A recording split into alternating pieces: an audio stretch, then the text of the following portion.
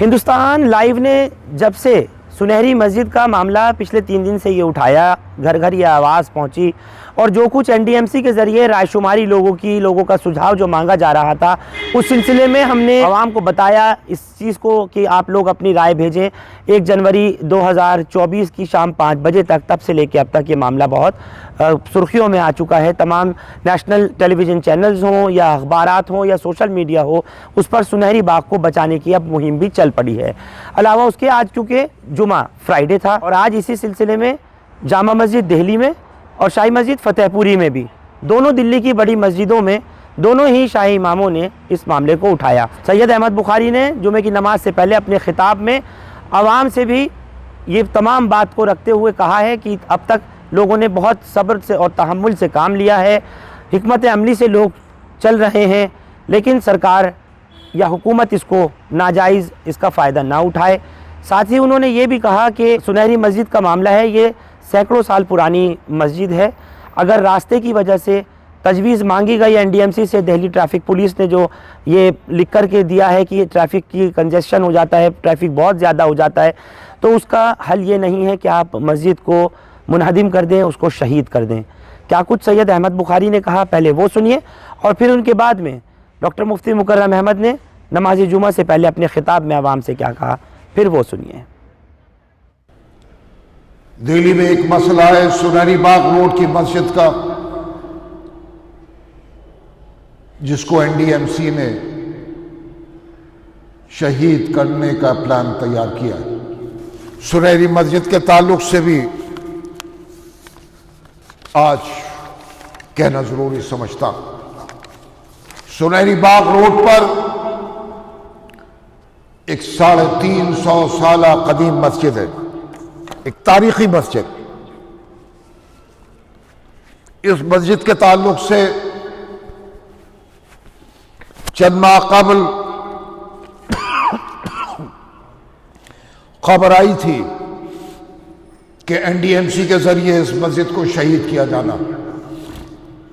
میں نے اس وقت اس سنہری باغ روڈ کی مسجد کا دورہ بھی کیا تھا۔ دہلی وقف بورڈ بھی عدالت میں گیا اور یہ مسئلہ اس وقت رک گیا تھا، مگر اب پھر خبریں آ رہی ہیں کہ سڑک کو چوڑا کرنے کا نام دے کر کے سڑک کو چوڑا کیا جائے گا۔ وہ راؤنڈ اباؤٹ ہے، گول چکر ہے، اور اس مسجد کو شہید کیا جائے گا۔ این ڈی ایم سی کے اس فیصلے سے مسلمانوں میں بہت تشویش ہے۔ این ڈی ایم سی نے ایک نوٹس جاری کیا ہے اور اس مسجد کے تعلق سے کہ اس کو ڈیمالش کیا جائے یا نہیں، لوگوں سے رائے مانگی۔ ظاہر ہے کہ مسلمان تو یہی رائے دیں گے کہ مسجد کو شہید نہیں کیا جائے، نہ کیا جا سکتا ہے، لیکن ایک رائے یہ بھی آئے گی جو مخالفین ہیں کہ مسجد کو شہید کر دیا جائے۔ یہ مسجد کو شہید کرنے کی کوئی بنیاد نہیں، اس کو بنیاد نہیں بنایا جا سکتا۔ یہ مسجد ان 123 وقف جائیدادوں میں شامل ہے جس پر عدالت نے اسٹے دیا ہوا ہے۔ جب عدالت نے اسٹے دیا ہوا ہے تو مسجد کو کیسے شہید کیا جا سکتا ہے؟ میں آپ کو بتا دوں کہ یہ مسجد بہت پرانی ہے، بہت قدیم۔ 1940 میں میرے دادا جو کہ میرے ہم نام تھے، ان کا نام بھی سید احمد بخاری تھا، 1940 میں اس وقت ایک معاہدہ ہوا، انگریزوں کا دور تھا، ڈپٹی کمشنر کی طرف سے رجسٹرار نے جامع مسجد دہلی کی منتظمہ کمیٹی جس کے سربراہ میرے دادا تھے، ایک معاہدہ ہوا، یہ ہے معاہدہ۔ اس پر دستخط ہیں ان کے، اور 42 وقف جائیدادوں کو جس میں مساجد اور قبرستان شامل تھے جامع مسجد کمیٹی کو کے سپرد کی گئی انتظام و انصرام کے لیے، جس میں نماز کی اجازت دی گئی۔ آج NDMC اس کو شہید کرنے کا پلان تیار کر رہی ہے۔ اس خبر کے آنے کے بعد مسلمانوں میں بہت تشویش، ہر مسئلے کا حل نکالا جا سکتا ہے۔ NDMC کو چاہیے کہ افہام و تفہیم کے ذریعے، بات چیت کے ذریعے اس مسئلے کا حل تلاش کرے۔ مسجد کو شہید کیا جانا اس بنیاد پر کہ سڑک کو چوڑا کیا جائے گا، یہ مناسب نہیں ہوگا۔ میری اپنی ذاتی رائے ہے، فیصلہ دہلی وقف بورڈ لے گا کہ دونوں طرف سیدھے مطلب چاروں طرف اس کے پارک ہے۔ آپ غور کر لیجئے، بات چیت کیجئے دہلی وقف بورڈ کے ساتھ، پارک میں سے کچھ حصہ لے لیجئے، آپ سڑک کو چوڑا کر لیجئے، لیکن مسجد کو شہید کریں یہ کسی بھی طرح سے مناسب نہیں ہوگا۔ میں پھر کہوں گا کہ مفاہمت اور بات چیت کے ذریعے اس کا حل تلاش کریں تاکہ مسلمانوں میں جو تشویش پائی جا رہی ہے اس کو دور کیا جا سکے۔ مجھے امید ہے کہ NDMC اس پر سنجیدگی سے غور کرے گی۔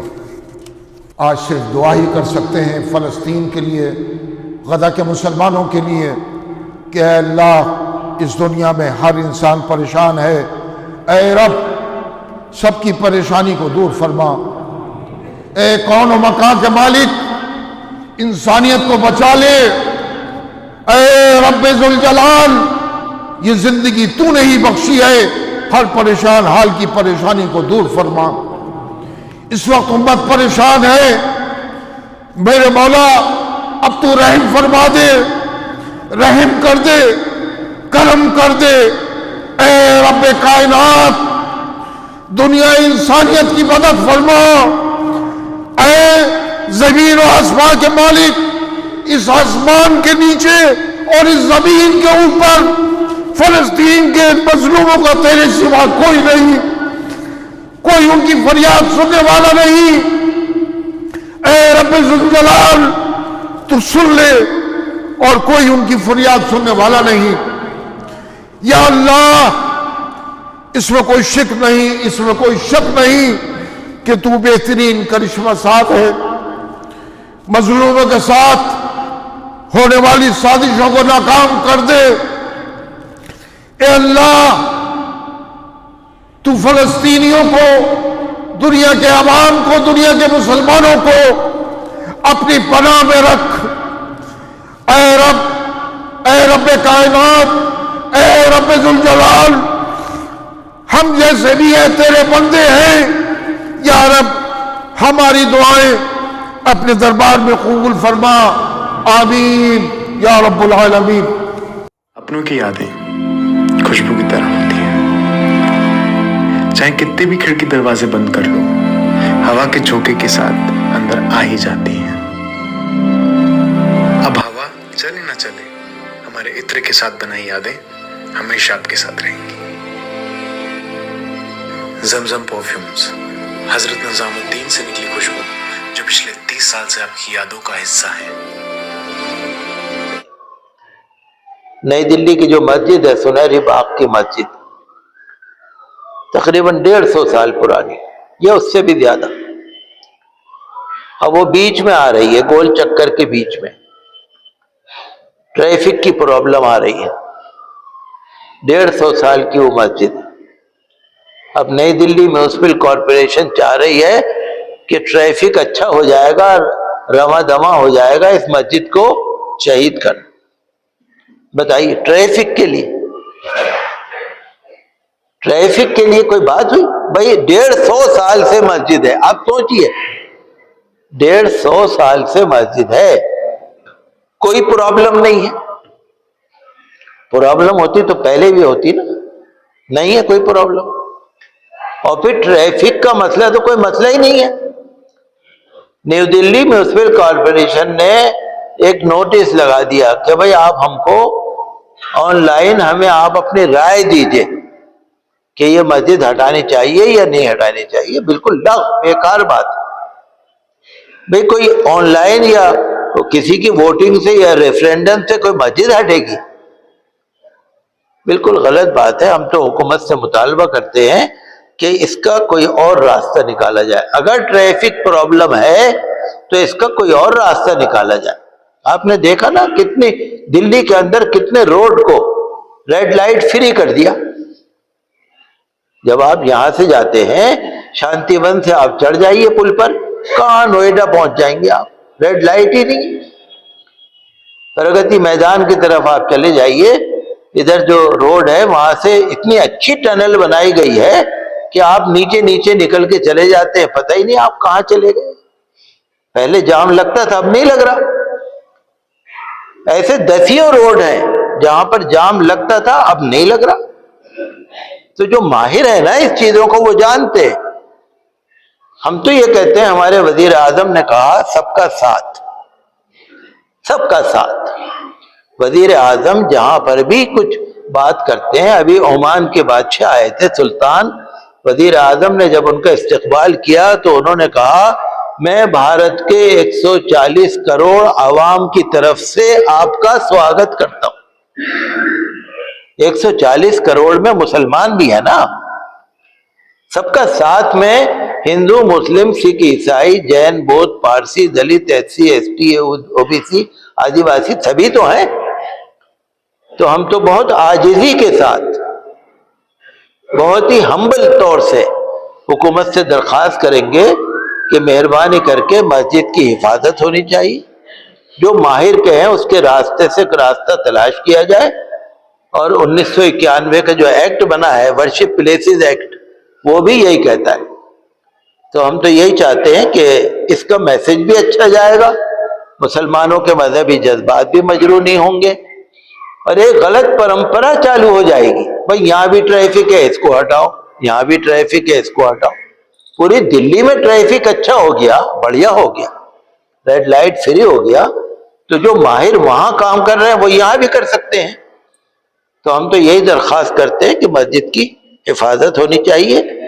और हम तो भारत के कानून का एहतराम करते हैं, भारत की अदालत का एहतराम करते हैं, भारत के संविधान का एहतराम करते हैं और भारत के लिए आजादी से लेके और आज तक हम तो जी जान से सेवा में शरीक है।